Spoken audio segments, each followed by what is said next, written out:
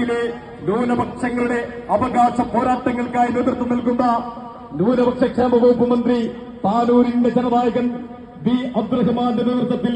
നൂറുകണക്കിന് ഇടതുപക്ഷ പ്രവർത്തകരിത ഈ വെടിത്താരയിലൂടെ കടന്നുവരുന്നു. ഈ രാജ്യം